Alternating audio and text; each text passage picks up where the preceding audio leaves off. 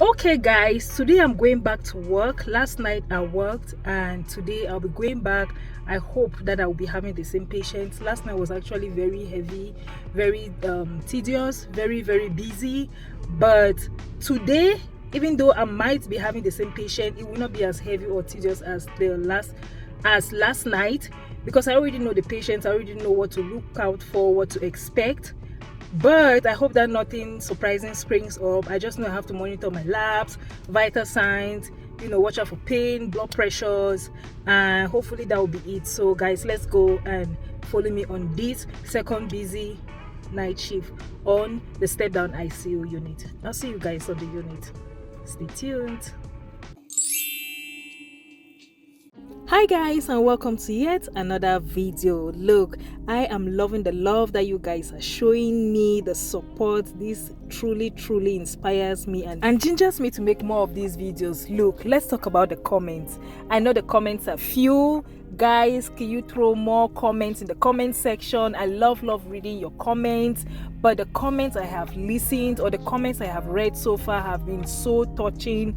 I love the fact that so many people are learning a lot of things from my videos. The questions I am getting, I am truly happy that people are opening up to be more inquisitive and prepare themselves for when they hit the floor as aspiring nurses. Now this is me heading to the 9th floor, the 8th floor, the 9th floor, and I am like, whoo, I am this close to seeing my patients. Now, like I always say, I love coming early because that gives me ample time to go through my patient notes and look up my patients and just prepare myself mentally, physically, spiritually, and in every sense holistically to get a heads up on what to expect for this long 12 hours of being the caretaker for my patients. Guys, look at the view from the break room. The sun is sunning. I am in the best of spirits, just so happy, looking forward to seeing my patients. And usually I love when the weather just gives me a good sign that the shift is going to be an amazing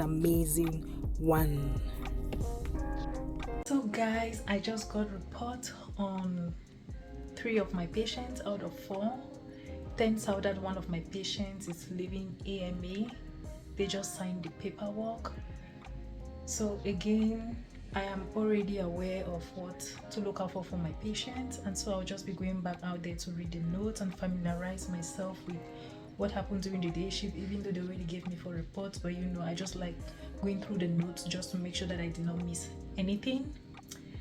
So with the patient, leaving AMA, they've already signed the paperwork. They're just waiting on family to come pick them up, and then the room will be cleaned, and then I'll be expecting a new patient in that room. So I'll go out there and start reading my notes and going through everything that happened, labs, blood sugars, vital signs, just so that I'm abreast or one step ahead of the game beginning at the beginning of my shift. So guys, let's go back out there and go through my notes. But first I need to get a cold band because one of my patients needs like a pressure dressing, just because the place where they took out their IV side is kind of like bleeding, and so I need to tie it real tight with the cold band. So that is a cold band there. So I need to get the cold band. Oh.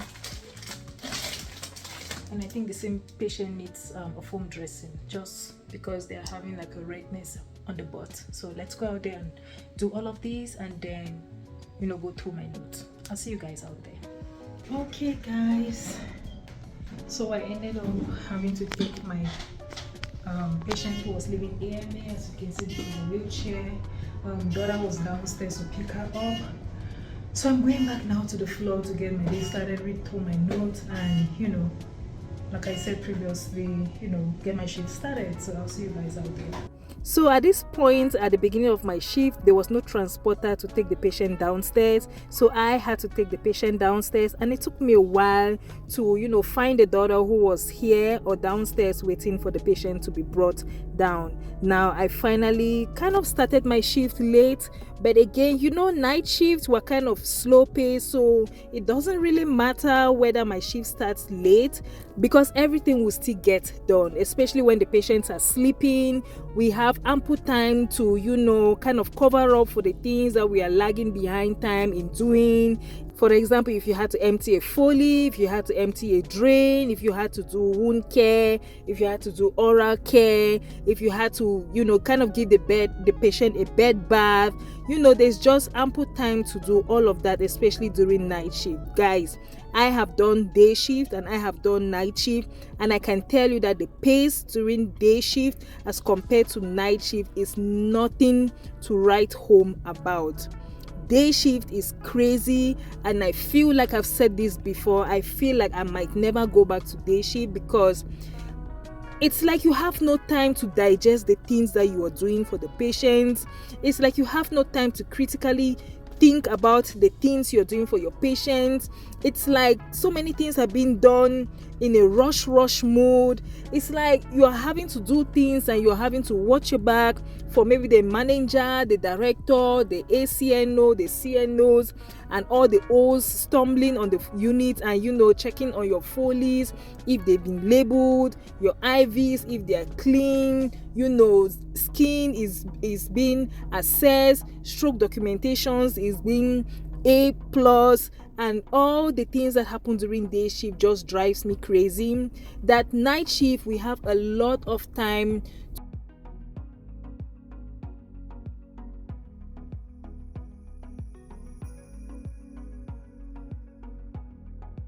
to do so many things that fall in our shift, and sometimes we even do the things that day shift left behind and kind of asked us to help them do it. Let's say maybe a specimen was, they were running behind time in sending a specimen, or they were running behind time in going to pick up a medication from the pharmacy or wherever.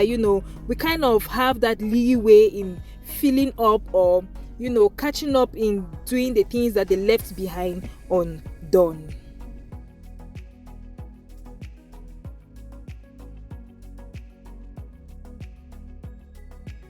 I cannot tell you how many times day shift nurses look at our MA or the number of medications that we have to give to patients and the number of tasks or things that we have to do for each patient, and they are like, they wish. Because most of the times patients get most of their medications during day shift. I remember when I was working day shift in the mornings, you would have some patients who are having like 13 medications. Sometimes you will have to go to these pixies and go to these pixies and go to these pixies. If you're one of those nurses who has had this issue in your hospital currently or in past hospital, drop the comment in the comment section, because I know it was something very, very frustrating. I know it was something that was just dragging us with time management and giving medications on time, and let's just speak out our frustrations in the comment section below. If you're enjoying the video so far, please, this is the time to like, share and subscribe. Show me some love by dropping your comments. Let me know the things that you are learning so far. Let me know the things that you want me to address in future videos. Let me know the things that you want me to clarify or address in detail. And if there's just anything that you just feel like, I've had doubts about maybe the step-down unit, or I've had doubts about nursing in general, or maybe I've had doubts about the medical profession in the United States, guys, drop your comments and I am open to responding to everybody. Now back to the part where I was talking about the number of medications that patients get during day shift. I had patients in the morning who would get like 13 medications. During day or at noon, they'll be getting like 8 medications. At 4 p.m., they are getting another maybe 6 medications, 4 medications. But night shift, I can tell you, rarely patients will get like 13 medications during night. Most of the times, maybe you will see patients getting like 5 medications, each patient 2 medications, 1 medication. Sometimes there are patients who are just on the unit for something very specific that they don't even have any scheduled medication. Take for example, one time I had a patient who was in the hospital for myasthenia gravis, which is like a autoimmune disease, and this patient was just in the hospital just to get the IVIG for 5 days, and that was it. Typically all their home medications were scheduled during day shift, and they were not getting any medication that I had to pull for night shift. So pretty much I will just continue the IVIG that day shift already started, and once that is done, I stop it, they sleep, day shift comes on, I give report, and then they take it all over and they start administering the patient's home medication, which they have to continue whilst in the hospital. So I can tell you that there is ample time during night shift, which is one thing that I love about night shift. Okay guys, so it's time for me to pull out my medications. Already read everything that I need to know about my patients. 2 out of 3 of my patients, since one left AMA, is NPO, so I had to put in the system that hey, patient is not going to receive medication because they're NPO. So let's pull out our medications and get the shift started. Okay guys, this is the medication for one of my patients. They have their blood thinner because they're just in bed. The patient is currently on restraint, so we need something to prevent blood clots. They also have the SCDs on, but we just need something extra because this patient is, has been falling multiple times and we prefer them to stay in bed. And then we have the anti-seizure medication, that is Keppra IV. So this is going to be my syringe and the needle. The alcohol pad I'm going to use with the Lovenox, and then this is my flush after I push the IV Keppra really slowly for my patient. So this is just to prevent seizures. They think that the patient came in with some possible seizure activity going on, so we've been giving them Keppra IV just to prevent any future seizures. This is my next patient's medication. They have their Lipitor because they have a history of hyperlipidemia, and this is their Eliquis because they have a history of AFib. So blood thinner just to prevent any blood clots that can lead to stroke, especially in patients with AFib. So tonight they'll be getting just the Lipitor and the Eliquis. So just 2 tablets. I don't need to crush for this patient because the patient can actually swallow their pills. So this is going to be the medication for my other patient. Then this is going to be medication for one of my other patients. Remember, I have just 3 patients for tonight because one of them left AMA. So this is going to be their PPN. Last night I gave them PPN with lipids, but lipids is not something you administer every day. So tonight they'll be getting their PPN without the lipids. So I'm going to go ahead and prime the bag right in the medication room and then go hang it in the patient's room. And then it always has like a 2 nurse co-signing. So one thing I love about this hospital is that they always bring the PPN with the filter tubing, and then I have the extra tubing over here. And this is my label to label the line. Remember that the lines are always changed every 24 hours, basically every day. And this patient is also on scheduled antibiotics. So this is the NS, this is the adapter or the attaching thing to the bottle. So the patient is on Zosyn. Usually this runs for 4 hours. The patient had it last night, or the patient also had it today, so I'm still going to use the IV line, which is still good for another 2 days, and so that's why I don't have an extra IV line. So this is going to be for my patient who is on PPN. So I have 2 patients who are strict NPOs. The one who is on NPO is receiving their PPN, and they'll be on IV antibiotics because they suspect some infection. And they found that the patient had an abscess, and the patient also came septic. Patient had a UTI, so the patient is going to be on IV antibiotics. This usually runs for 4 hours if I did not mention that. And no lipids for today, maybe lipids tomorrow. Patient was on continuous IV fluid, but that was discontinued because patient did not need it, even though the patient's blood pressure was kind of slow, but the patient did not need it. So for tonight, the patient only gets their PPN, the IV antibiotics. They're actually a Q6 blood sugar check. So at midnight and 6 a.m. I'm going to have to check their blood sugar to see if they deserve any insulin. Usually patients on PPN sometimes would deserve it, but we'll see at midnight. So guys, I'm done giving my night medications to all my 3 patients. Remember that one of my patients left AMA, meaning against medical advice. While I was taking the patient downstairs, I kept telling them to make sure that they control their blood pressure, because they were here, blood pressures were in the 190s and 200s, but they still insisted to leave. So I tried to talk them, but they were still very, very adamant to stay. Anyways, I went and left them downstairs through the ED entrance. the daughter was there to pick them up. So that room is now cleaned and ready for the next new patient. And turns out that I just got a heads up from my charge nurse with regards to the patient who is going to be coming into that room. So at this time, I'm done giving my night medications and doing my assessment on all my 3 patients. 1 patient in restraint, 2 patients are NPOs, 1 has an NG tube to low intermittent suctioning, 1 is on PPN. The other one is now currently on their BiPAP machine. I had to call respiratory to come and get them hooked up. And now I just got a report or like a heads up from my charge nurse regarding the new patient I'll be getting into the room of the old patient that left AME. So it looks like this patient is even much more worse than the previous one, but we'll see how the night goes. So this patient is coming kind of confused. The patient is also NPO. The patient's ammonia are kind of elevated. So in the ED, they're giving the patient a lactulose enema so that they can poop. And I hope that before the patient gets here, they must have inserted the rectal tube, because I don't want to have to deal with a patient who gets here and they've already pooped and I have to start, meeting them for the first time with cleaning them first. So patient hopefully will be coming with a rectal tube, has gotten a lactulose enema. Confusion for this patient. The patient is actually altered. I looked at the patient's chart, and the patient has actually gotten Haldol.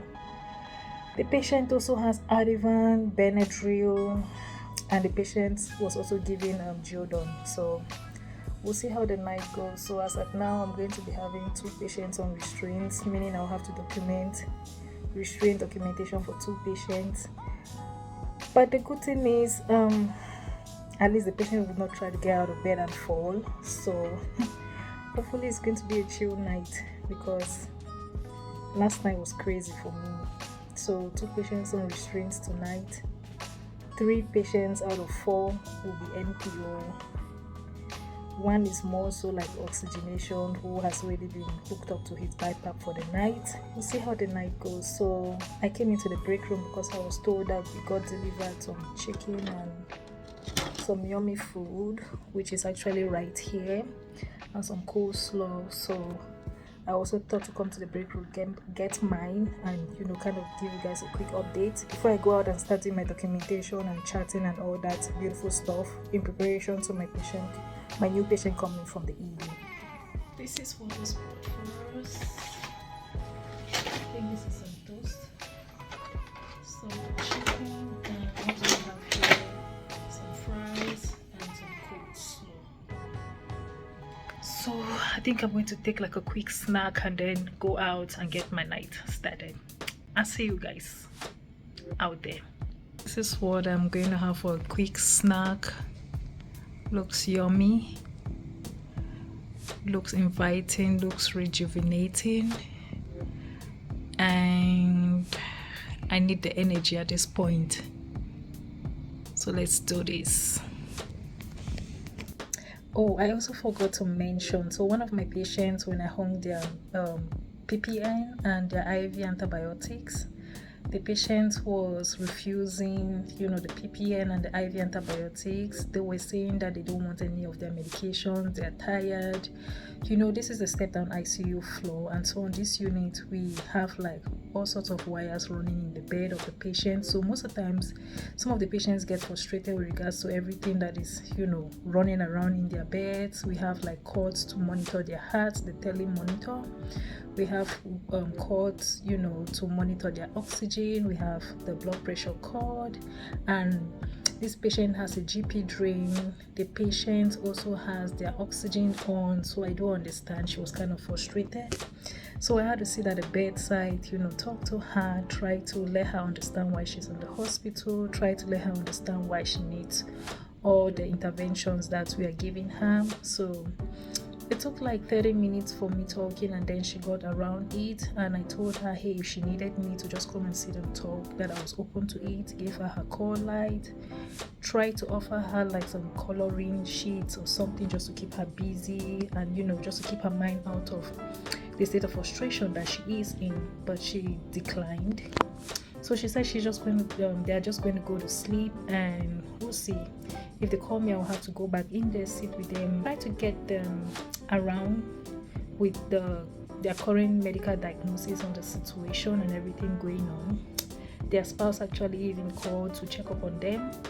The spouse also is in the hospital building. The spouse is on the surgical unit because they also came for an eye surgery.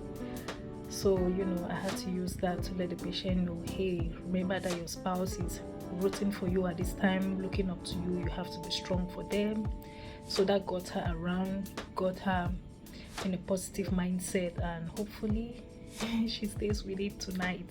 So I just thought to, throw this in there just to let you guys know what happened as well with regards to this patient. I was actually in there for like 30 minutes. Like giving medication assessment, emptying the GP drain, emptying the NG tube, and taking the blood pressure, because this patient had like low blood pressures last night. So I just wanted to make sure that the blood pressure was at an acceptable rate, which it was. I don't think that the blood pressure will be anything for me to worry about tonight. So yeah, let's see if the patient is going to call me, and we'll take it from there. But for now, let's jump right into it. So guys, quick update. I was just about beginning to chat for my patients. I'd already finished documenting for one of my patients when my new patient from the ED came to the unit.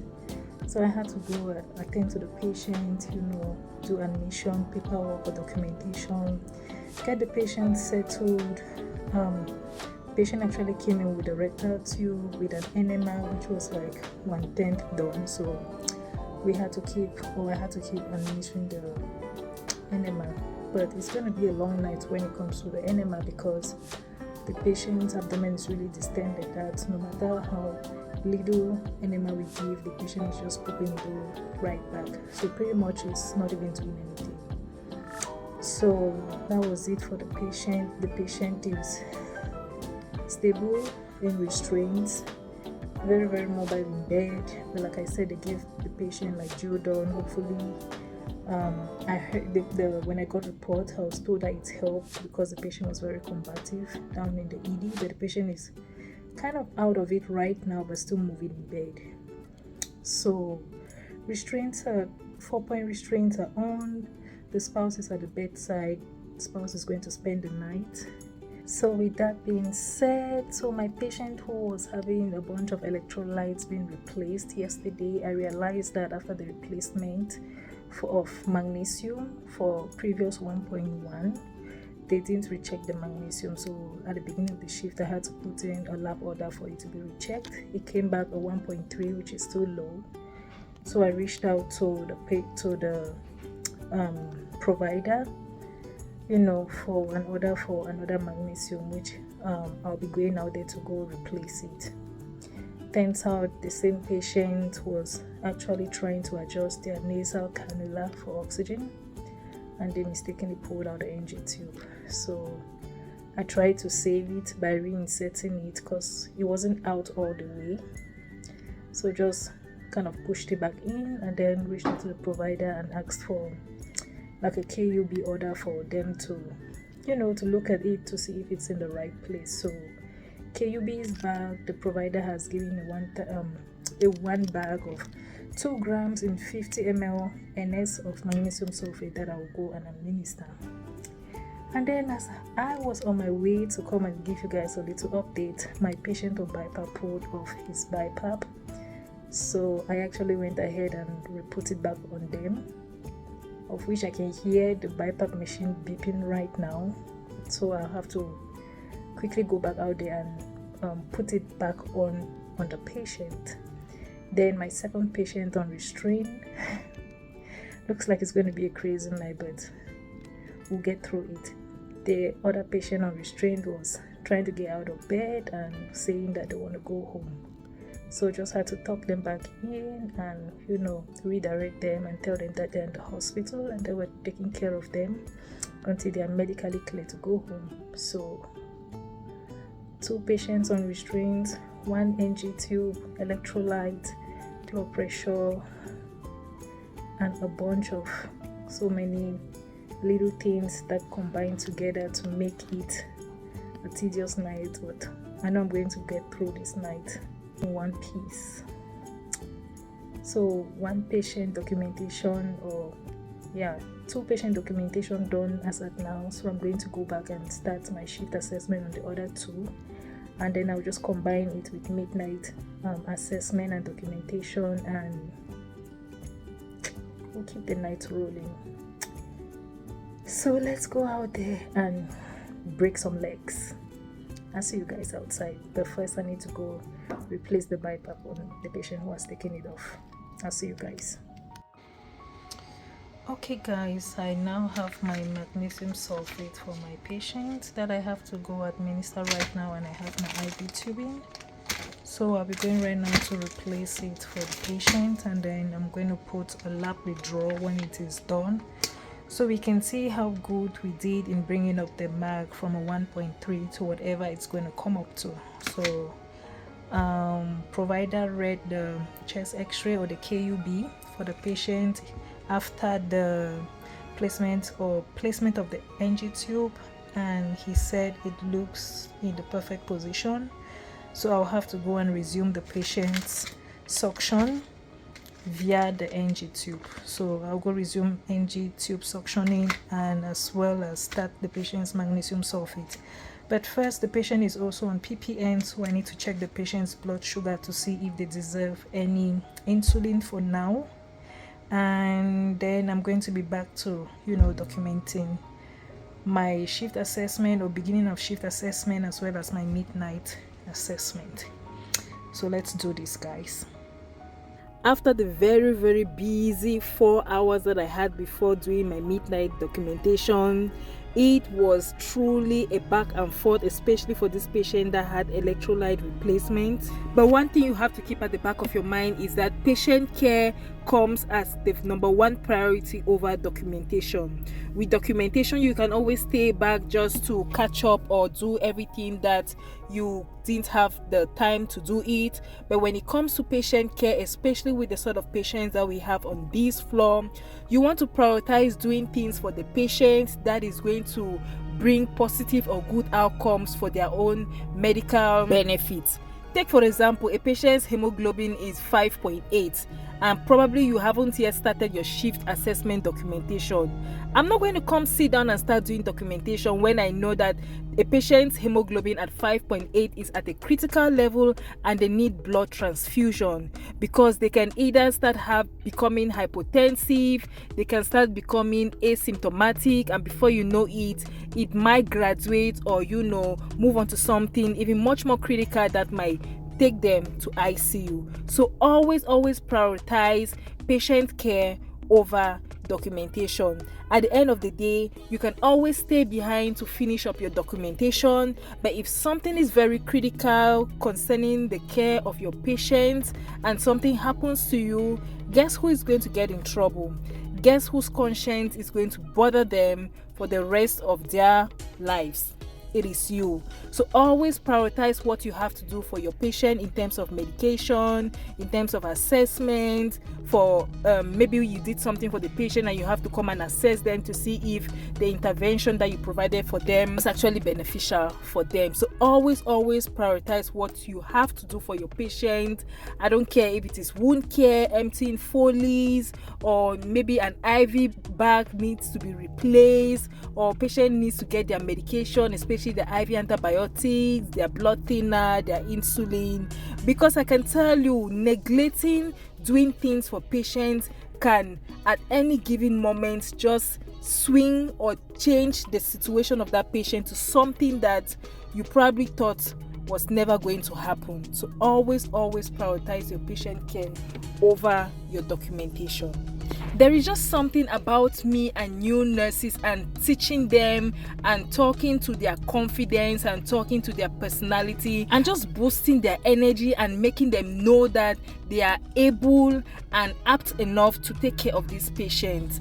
I am that one nurse that when I see new nurses, I love to come and ask them, hey, have you ever done a lab draw from a central line? Hey, have you ever done maybe a bolus feeding? Hey, have you ever, hung a PPN or a TPN? Have you ever done this and that? So that it's going to be a teaching moment for them to boost up their courage, their confidence, their skills, and also make them, kind of happy to come to the hospital. Look, I feel like I'm not that experienced enough, but I feel like I'm not also a new nurse. But when I look back to when I started nursing, I always tell myself that I have come a very, very long way. And one thing about me is that I always love to encourage new nurses.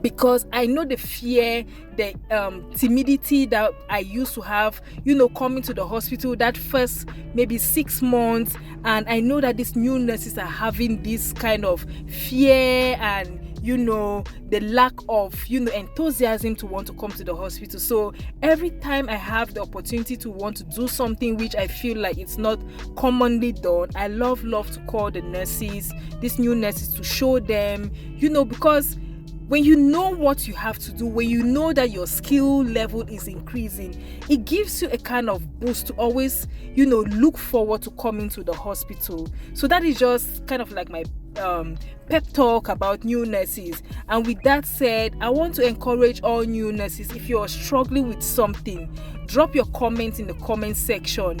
I feel like I have that gift in talking to new nurses that will make them see things differently and will make them, kind of have a turnaround about certain situations that they are facing. Hey, I understand that there's going to be bullying. I understand that older nurses will intimidate you. I understand that medical doctors, the pharmacists, the respiratory therapists, the physical therapists, they're going to intimidate you with the sort of things that they feel that you are expected to know. But just drop your comments in the comment section and we can talk. And I think that I can help you navigate from that new nurse stage to becoming the confident nurse that I know you are capable of being. I also have a lot of nurses watching from different countries. Drop your country name in the comment section. I want to know where and how far my videos are going. I've seen countries from Africa, Australia, the Philippines, India, Canada. And if there's something pertinent that you just want me to answer, drop your comments and I promise you I'm going to take my time to explain things to you detailedly. I am one of those YouTubers who is going to take my time to explain things. I won't just say hi, hello, thank you. I will take my time and respond to every burning question or something that you really want to know. I hope that you guys are loving my videos. I hope that if you've reached the video at this time, I think it is definitely time for you to like, share and subscribe. Keep dropping those likes, hit the thumbs up button, because that is the only way that YouTube is going to get to recommend my video to other promising and aspiring nurses and new nurses, and helping them to build up their skill set, helping them to build up their courage. I want to really talk to so many new nurses, and I just feel like this is, would I say, my calling, but I love talking to them because, like I said, I know what it felt like for me to be a new nurse. So new nurses, please drop your comments in the comment section. My email is in the comments, it's in the description box. If you want to send me an email, feel free to do so, and I would respond to every question or everything that you want to know. Please share this video to everyone, and let's learn new things as we go. And while you're thinking about your burning questions and desires, I want to know how many of the nurses on this platform, or maybe aspiring nursing students, or maybe people who are still in different professions and are thinking of switching to nursing, how many of you will feel comfortable coming to the Stepdown ICU unit? Like, drop your comments in the comment section. Let us chit chat. I want you guys to know, or not to be scared of that ICU. When you start your nursing career, you are going to go through a preceptorship program. During that program, you're going to get the opportunity to ask all your questions. If for any reason you feel like you are not ready enough to be on your own, you can always ask your manager, director, reach out to them, lay out your concerns and let them know that, hey, you are not yet ready enough. And I can tell you that sometimes they are going to give you maybe some time, maybe a week, 2 weeks, or a month, just so that you gather your skill set and you're ready to be on your own. So new nurses, reach out to me and let me know, does the Stepdown ICU unit scare you so far based on the videos I have posted? Like, what is your fear level like on a scale of 0 to 10? Just as we ask our patients, what is your pain level at from a scale of 0 to 10? So let me know, what is your fear level like on a scale of 0 to 10? Another big thing about the Stepdown ICU unit is you have to make sure that you're on top of your labs, especially like your potassium, sodiums, maybe your MAC, your hemoglobin. You have to make sure you're on top of your respiratory assessments for your patients. If the patient is confused, you have to make sure that their orientation is up to par. If the patient is there for maybe alcohol withdrawal, you want to make sure that you're following up with their CWA protocol.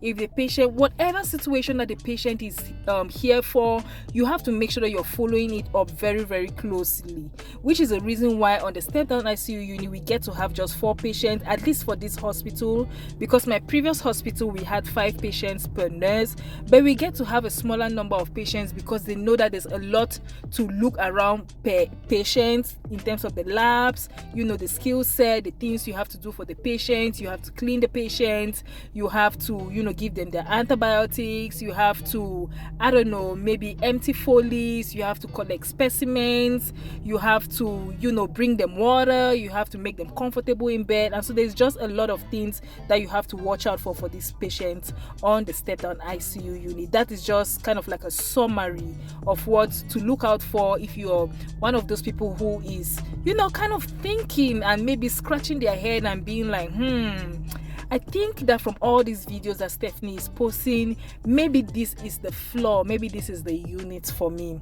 I want you to be very open-minded, and I want you to ask a lot of questions. I am one of those nurses whom I think I've always said this in most of my videos. I would always ask questions as opposed to doing something and assuming that I know what I am doing. If for any reason I have any inkling of a doubt or question in my mind, I would always turn and ask the nearest elderly nurse or most experienced nurse on the floor, most of the times the charge nurse, and I just feel like I'm going to feel comfortable doing what I have to do after I've asked those questions. So one thing also I'll also say is please always ask a lot of questions, especially to new nurses. But for the seasoned nurses, maybe 2 years, 3 years, please always make sure you're asking questions. I don't care. To me, I have always told all the nurses around me, I don't care if the questions I ask seem like they are dumb, but there is a reason why I am asking, because I want more clarification. So don't be scared to ask questions. Don't be scared to go to the elderly nurses' rooms and see what they do and how they do, because I will tell you that is one of the ways that you would earlier or you would quickly pick up on your skills set. Another big thing on the Stepdown ICU unit is we tend to have a lot of code blues on this unit, and so most of the times I always tell new nurses, if you hear a code blue, always go there, even if you are not going to be doing anything, or worst case scenario, just go there and give a helping hand in doing the CPR and monitor and see how things go by. That is going to boost your confidence and take away that fear from when you will finally get your own patient that is going to have a code blue. Because I can tell you, I was that nurse, I probably had gone to maybe like 9, 10, 11 code blues, and when it came to my turn to my first patient having a code blue, I kind of was still intimidated, but I felt like I already know how things play out. And so I always say that please, all the new nurses, always go to the elderly nurses or the most experienced nurses. Tell them, hey, I heard that you have this thing to do to the patient. I have never done this, or I've never seen it done. Please, when you're doing this, can you help me, or can you just give me a heads up so I can come into the room and I can see how it's done? And I will tell you, I am still that nurse. I am 4 years in, or 4.5 years in, and I am yet to do a CDI on a patient. This is a continuous bladder irrigation. This is something I've never done on a patient. This is something I am so looking forward to doing for a patient. And I remember there was a nurse who had to do it, and I told her, but unfortunately she forgot to give me a heads up when she had to do it. I am telling you this story of mine to let you know or remember that, hey, when you have a situation where you are not conversant with it, please always make sure you're reaching out to the nurses. And I can tell you that sometimes I will even go to the charge nurses. This is when I was still a new nurse. I will even go to the charge nurses and be like, hey, what skills are there that maybe a new nurse might not have yet done? And yeah, I know that peritoneal dialysis is something that is more so done during the night, for the night shift. But I was that nurse who had asked the charge nurse, and the charge nurse told me, hey, there is this patient who is going to be getting peritoneal dialysis. And tell you what, I stayed for an extra 30 minutes just to see the dialysis nurse set up everything, and be sure your girl came with a lot of questions, because I'm one person who is very inquisitive. I love asking a lot of questions. So I was there for like a good 30-45 minutes, and I asked all my questions. And so till tomorrow, even though that is not my area of expertise in being a dialysis nurse, at least I have an idea of what a peritoneal dialysis is. Now, I'm saying all these personal stories because I want you guys to relate to it. I want you guys to remember all these things on how to better, improve on your skill sets as a nurse. Because whether you like it or not, nursing is more so the skills as opposed to the documentation. I know that the documentation is more so like part of the legal aspect of saying, hey, you actually did this for the patient, and hey, this is how the patient was at this time, and oh, this is what we found on the patient. But more so the skill set is what kind of makes you that nurse. So always throw yourself into any skills that you feel like you are uncomfortable doing. I know that giving blood was one of those things that I was so scared, and every time that there was a nurse who had blood to give, I would always tell them, hey, can I co-sign for you when you're starting the blood? And so that made me confident, or that made me ample enough to be able to prepare myself to give blood when it came to my own turn. I feel like I've said so much so far. If there's something that I said that you have resonated with, or something that you have experienced, or something that you found yourself in that kind of situation, please kindly drop your comments in the comment section. Let us chit chat. And I love the fact that my channel is a platform where we can kind of educate the younger nurses, because guess what, I feel like the corona period kind of took away most or so many bedside nurses. And so if there's any way that we can encourage these nurses to come in, let us help them with the skill set. Let us help them to better or earlier on grasp everything that they need to become the confident nurses that they are capable of becoming. So let's drop a comment in the comment section. Let us chit chat. I want to see maybe 100 comments in the comment section. I want to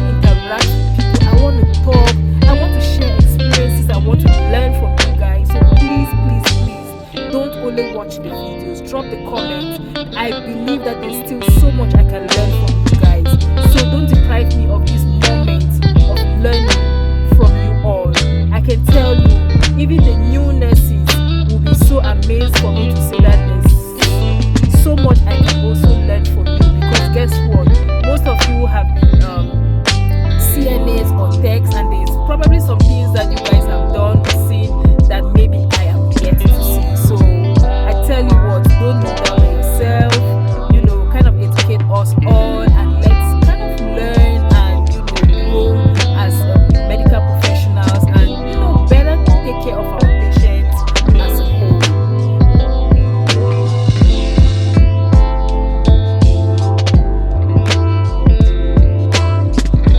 If you've watched this video right up to this point, that tells me that you're learning so much, that tells me that you're loving my content, that tells me that you are being inspired by what I'm doing, and I believe that there's so much you can also learn from other people's comments.